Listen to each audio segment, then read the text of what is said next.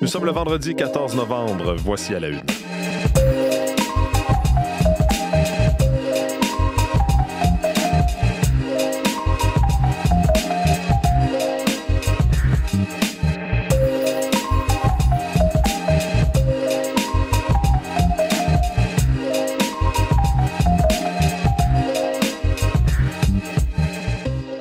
Bonjour, bon vendredi. Bienvenue à la une. Mathieu Bellumeur au microphone. Merci d'être des nôtres en ce début de journée. J'espère que vous allez bien. Aujourd'hui, c'est vendredi, donc Alexandra Chatzka sera avec nous et il y a peut-être un parallèle à faire avec ce qui se passe à New York et ce qui se passe en Turquie. Vous savez qu'à New York, le nouveau maire est, disons, pas nécessairement le plus grand allié du président américain Donald Trump. Bien, ça ressemble un petit peu à la situation voyons, je vais le dire, je cherche le nom du pays, à Istanbul, en Turquie. Non, mon Dieu, j'avais le nom de la capitale, mais je n'avais pas le nom du pays en Turquie, parce qu'à Istanbul, il y a un opposant au président turc. Et là, lui, bien, il fait face à plusieurs accusations, justement, de la part du pouvoir central. Alexandra sera là plus tard à l'émission pour nous en parler. On va faire le tour des plus récentes nouvelles du sport, de la météo également. Un mot pour vous dire, si vous espériez vous réveiller ce matin avec peut-être une entente pour les usagers du transport en commun à Montréal, c'est pas le cas. Donc, toujours pas de service prévu en fin de semaine, à moins qu'il y ait des développements au cours de la journée, bien sûr que l'on va suivre ça. Véronique Méran est à mes côtés. Bonjour Véronique. Bonjour Mathieu. Alors, ouais, c'est ça, un cocktail. Oui. C'est pas un cocktail du 5 à 7, là, c'est le cocktail météo. Exactement. Mais du là, on week-end. a un peu de répit aujourd'hui, un peu de soleil. Oui, on a un peu de répit. Bon. Il sera court, mais profitez-en. Profitez des quand quelques même. rayons que vous allez voir. Oui, parce qu'il y a des brouillards ici et là ce matin. Secteur de l'Estrie, Québec, ça reste nuageux avec du flocon qui traîne un peu, mais Montréal, Laurentides, Lanaudière, secteur de l'Outaouais, on devrait voir quelques éclaircies. Donc, oui, on en profite quand il est là, le soleil. Faites le plein parce qu'il va se recacher quand même assez rapidement parce que le système qui s'en vient va entrer par la porte du nord-ouest dès samedi matin et touchera les régions plus au sud du Québec aux fins de journée, soirée, samedi, une partie de la journée dimanche et ensuite, ça va progresser vers l'est. OK, Alors, donc la fonte attendue, c'est pas pour la fin de semaine. Là. Il va s'en rajouter même. Il va s'en ajouter un peu. Ça va devenir mêlé d'eau et de pluie. Alors, c'est vraiment sur le sud du Québec, oui, ça va fondre, mais lentement. OK. Lentement, disons-le comme ça. Et début décembre, il y a d'autres incursions de froid assez solides qui s'en viennent. Donc, pour les régions plus au nord, là, ça se pourrait bien qu'il en reste des relais de cette neige-là. Mais d'ici là, aujourd'hui, c'est du 1 à 3 degrés. Variable Montréal, Laurentides, Lanaudière, secteur de l'Outaouais nuageux avec éclaircies. On a des averses de neige possibles en Estrie et à Québec. Cette nuit, le ciel sera encore assez dégagé, donc les températures moins 4 à moins 6. Demain, samedi, ennuagement. Donc, on voit le soleil tôt le matin, ça s'ennuage et par la suite, en après-midi, les précipitations vont commencer. Et là, ça va commencer en neige, assurément, mais je dis assurément, 0-1 samedi. Ce sont les températures là, maximales. Début en neige, ensuite transition vers le verglas dans la nuit de samedi à dimanche. Les régions les plus susceptibles d'avoir des précipitations verglaçantes, les Laurentides, secteur du Témiscamingue, l'Outaouais, la couronne nord de Montréal, c'est là où il y en aura davantage. On a émis des bulletins spéciaux ce matin, ça peut vouloir dire une dizaine de millimètres de verglas. Montréal, ça va être plus mou, près de la pluie. Et dimanche, il y aurait transition, mélange de précipitations pour Montréal, pour l'Outaouais, pour l'Estrie, alors que les Laurentides, Lanaudière, Québec, ça resterait en neige. Neige, quantité à surveiller possible là, entre l'Abitibi et la Mauricie. C'est un cas de 10-15 plus. Là, donc, il pourrait y avoir bordé de ce côté-là.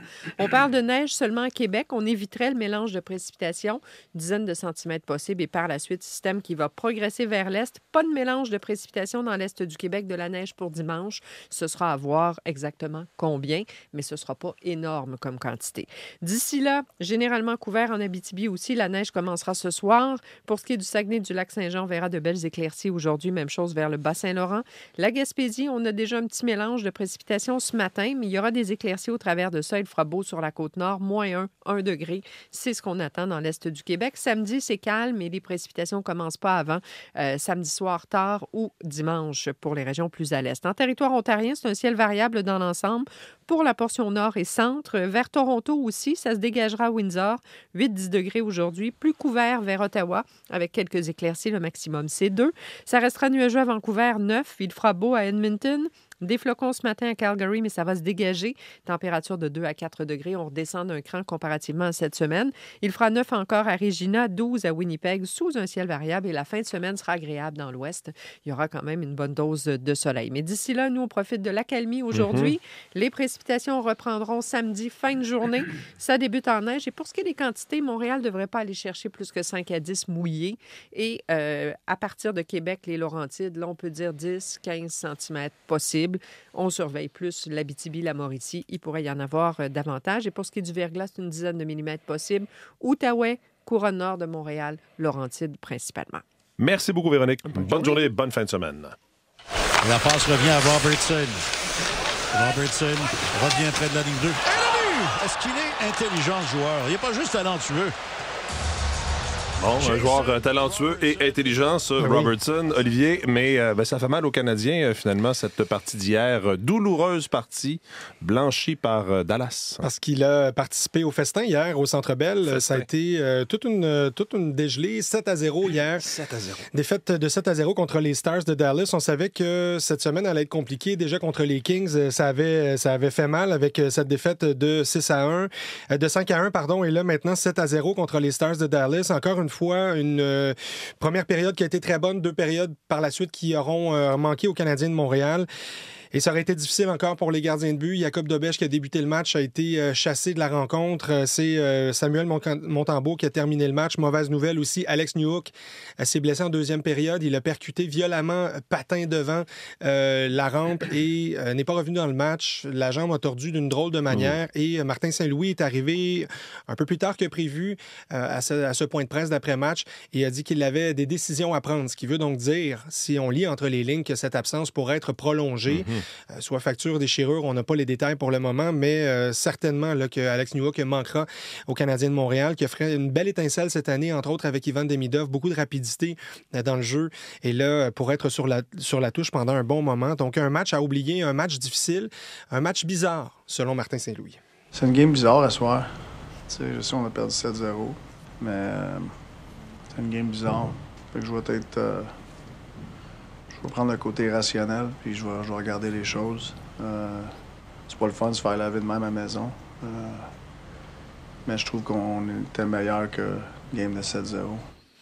Une game de 7-0, mais c'est 7 buts marqués sur 19 tirs hier pour les Stars de Dallas. Donc, taux d'efficacité très élevé pour les Stars. Donc, match demain contre les Bruins de Boston. Eux, ils ont perdu hier, donc fin d'une séquence victorieuse face aux Sénateurs. Victoire des Sénateurs 5-3. Donc, il y aura peut-être motivation à retrouver pour ce match du samedi soir au Centre Bell contre les Bruins de Boston. Peut-être que les dents seront peut-être un peu plus affûtées pour le match de demain. Au soccer, le Canada a fait match nul contre l'Équateur en match amical hier soir à Toronto. Match amical pour le Canada qui est déjà qualifié d'office pour cette prochaine Coupe du Monde l'été prochain parce que pays hôte et donc affrontait hier l'Équateur, 23e nation mondiale de la FIFA. Un match qui s'est soldé par la marque de 0-0. Mais le Canada qui s'est défendu à court d'un homme pendant plus de 80 minutes hier, un carton rouge qui a été décerné très tôt dans le match. Et malgré tout, le Canada qui est 28e, donc un peu derrière l'Équateur au classement mondial, a tenu le coup pour forcer ce 0-0. Jesse Marsh voulait une preuve de caractère, voulait enflammer le public canadien, leur donner un peu de motivation dans ce dernier match joué au Canada cette année.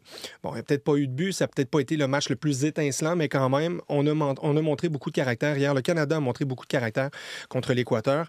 Donc, voilà cette marque de 0-0. Mardi, donc, autre match amical. Ce ne sera pas un seul Canadien, par contre. On sera en Floride pour affronter le Venezuela dans ses dernières fenêtres internationales de la saison. Et entre autres, en fin de semaine, c'est la Coupe Grey dimanche.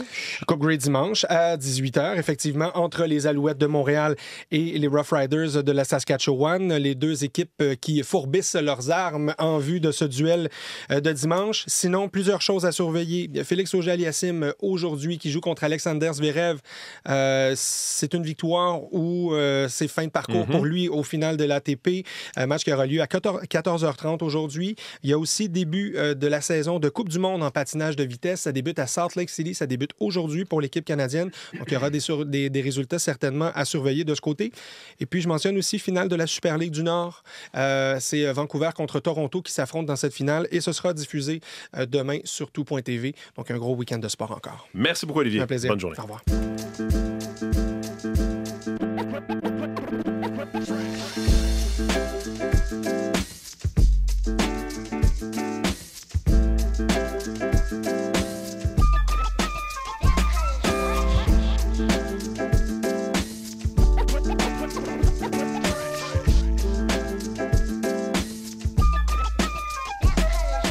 une des différents quotidiens. Ce matin, on va commencer par La Presse qui nous raconte une histoire touchante. C'est l'histoire du jeune Simon qui est atteint de la maladie de Huntington. C'est une affection héréditaire, dégénérative et mortelle. Il a 16 ans et c'est un témoignage de sa mère qui confie sans détour que, bon, évidemment, il n'aura pas la vie que les autres jeunes ont, que la maladie, elle est héréditaire. Le père du jeune Simon en est décédé et il souffre parce que c'est une maladie qui s'attaque au cerveau et donc il commence à faire des chutes, commence à avoir de la difficulté à parler, s'isole, les notes qui ont chuté à l'école. Donc c'est vraiment un monde qui rétrécit, nous raconte le reportage effectivement de La Presse signé Suzanne Colpron. Puis on comprend dans l'article qu'il y a un protocole ou un traitement qui pourrait exister qui consiste en une injection directement dans les zones atteintes et il y a des chercheurs qui donc vont éteindre le gène défectueux qui est responsable de la maladie.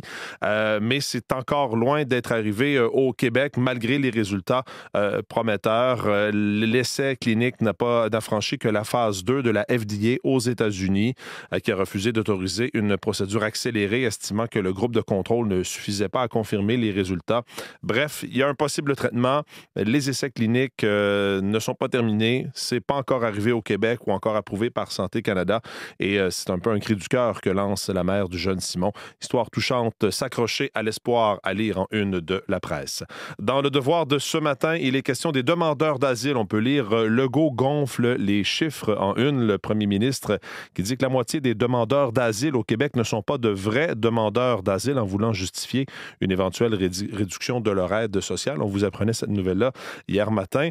François Legault a répété encore hier que la moitié des demandeurs d'asile réclamaient le statut de réfugié sous de faux motifs, mais les données officielles récentes démontrent plutôt que c'est entre 22 et 39 % des dossiers qui sont rejetés pour cette raison-là.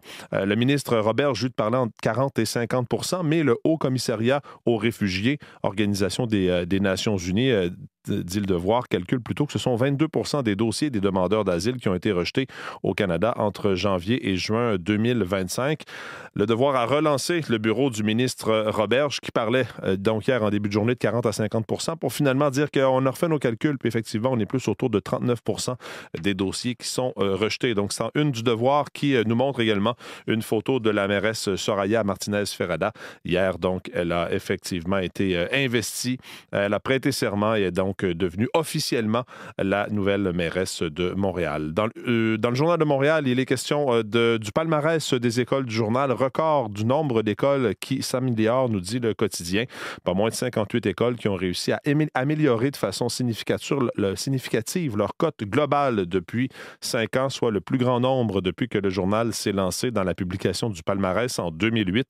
Palmarès qui sera complet et qui sera entièrement publié demain dans le journal. Et je termine en vous parlant du site de Radio-Canada. On parle beaucoup, évidemment, des médecins et puis on va y revenir, évidemment, dans les prochaines minutes à l'émission.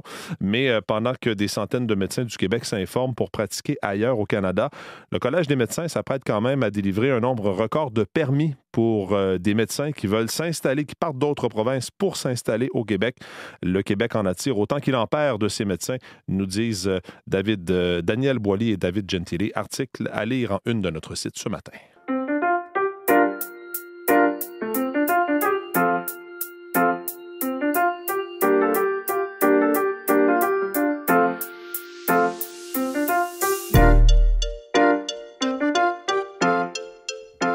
Parlons-en justement de ce bras de fer, de ce conflit entre Québec et ses médecins. On a vu hier une sortie du ministre de la Santé et de la présidente du Conseil du Trésor pour tendre encore une fois la main aux médecins. Catherine Dive est avec nous ce matin. Bonjour Catherine. Bonjour. Mais bon, cette main tendue du ministre Christian Dubé et de la présidente du Conseil du Trésor, ça n'a pas vraiment convaincu les fédérations de médecins. Il semblerait, bon, il y a une possibilité de rapprochement, mais tout le monde n'est pas convaincu que ça va fonctionner. Voilà. Alors, hier, le ministre de la Santé, Christian Dubé, avait encore reculé sur un autre point de la loi 2. Il avait annoncé qu'il renonçait aux mesures de surveillance de cette loi. Il s'agit de la troisième concession depuis son adoption. Cette loi-là, elle porte sur les mesures de surveillance. Le gouvernement aurait pu obliger les médecins à dénoncer leurs collègues qui ralentissent volontairement leurs prestations de services pour protester contre ladite loi. Mais les fédérations ont immédiatement réagi à cette branche d'olivier offerte par le ministre. Elle a été rejetée.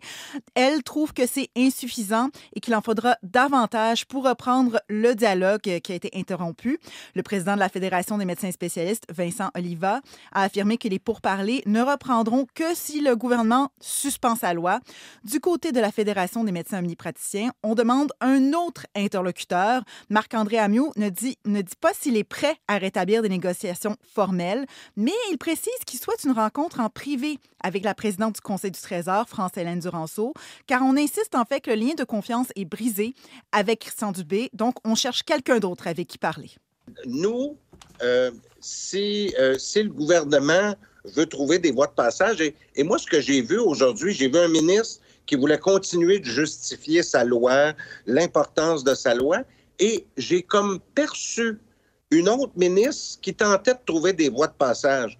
Bien, nous, là, on veut trouver des voies de passage. Je pense que les Québécois méritent ça et on est intéressés à discuter.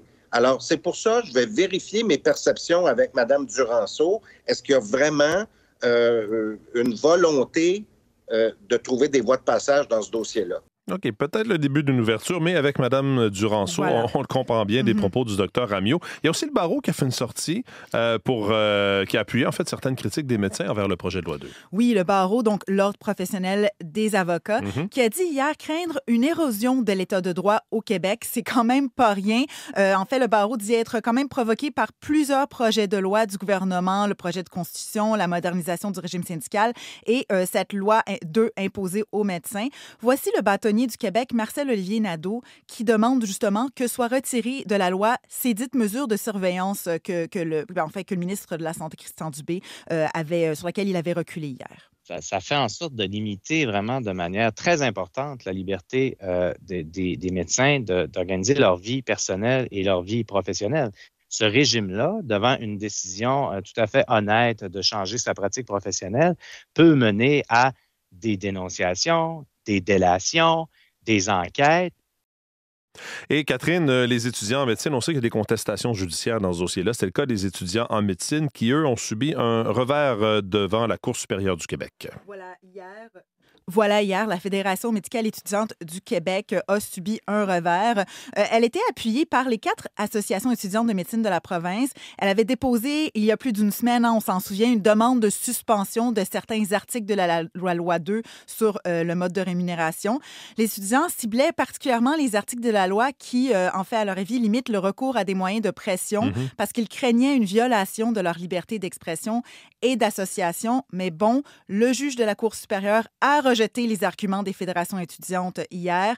Dans sa décision, le tribunal a rappelé que le droit à la grève n'est pas un droit consacré pour les étudiants comme il l'est pour les travailleurs. Le tribunal a aussi souligné qu'il n'est pas empêché aux étudiants d'engager un dialogue et de faire valoir leurs revendications dans le cadre de la loi 2. Bref, la contestation de la légalité de la loi 2 sera, elle, débattue sur le fond dans les prochains mois. Merci beaucoup, Catherine. Je vous en prie. Bonne journée.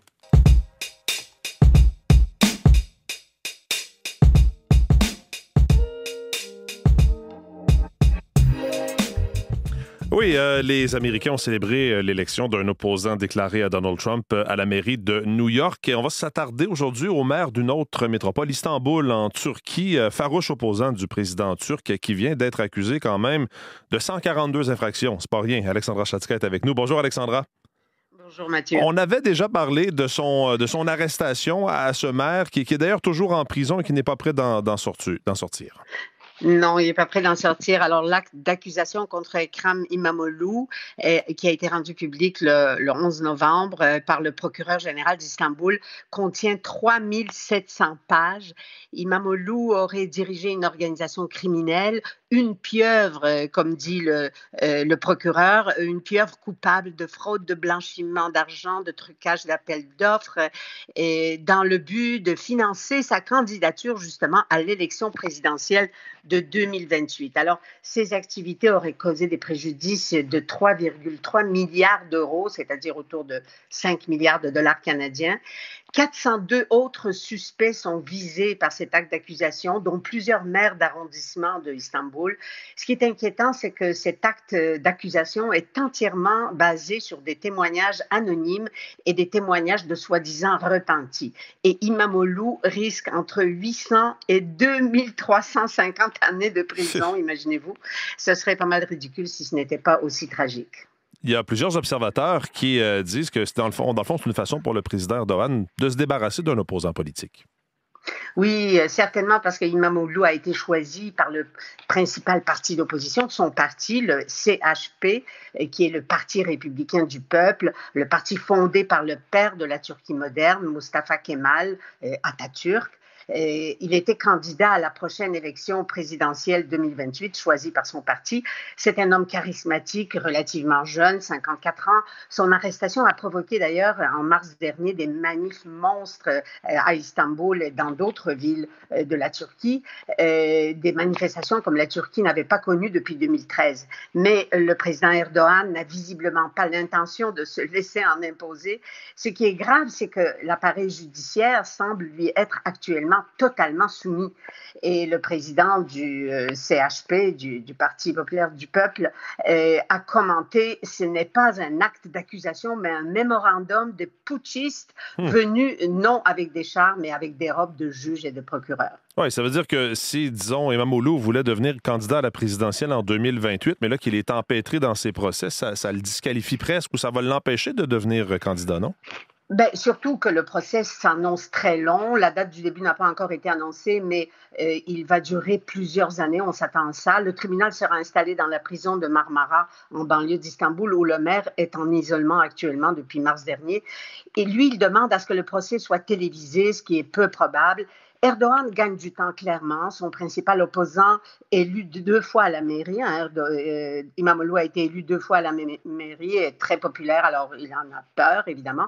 C'est un candidat qui est pour une Turquie social-démocrate, laïque, démocratique, et tout à fait le contraire de ce qu'on voit aujourd'hui. C'est clairement une dérive autoritaire de la part d'Erdogan, et en même temps que l'acte d'accusation, la Cour constitutionnelle turque, ce qui est encore très grave, vient de rendre une décision la Cour limite sa propre autorité. Elle se retire de son rôle de contrôle du Parlement et du pouvoir exécutif. Alors, cette décision ouvre la voie à un absolutisme constitutionnel que sûrement Donald Trump observe avec grand intérêt et l'Occident l'observe impuissant. Et cet autoritarisme s'installer chez son allié turc. Effectivement, intéressant de vous entendre là-dessus, Alexandra. Merci beaucoup, puis on se reparle la semaine prochaine. Au revoir. Allez, au revoir. Voilà pour cette édition d'À la Une. Bonne fin de semaine. Vos équipes du matin prennent le relais dans les prochaines secondes.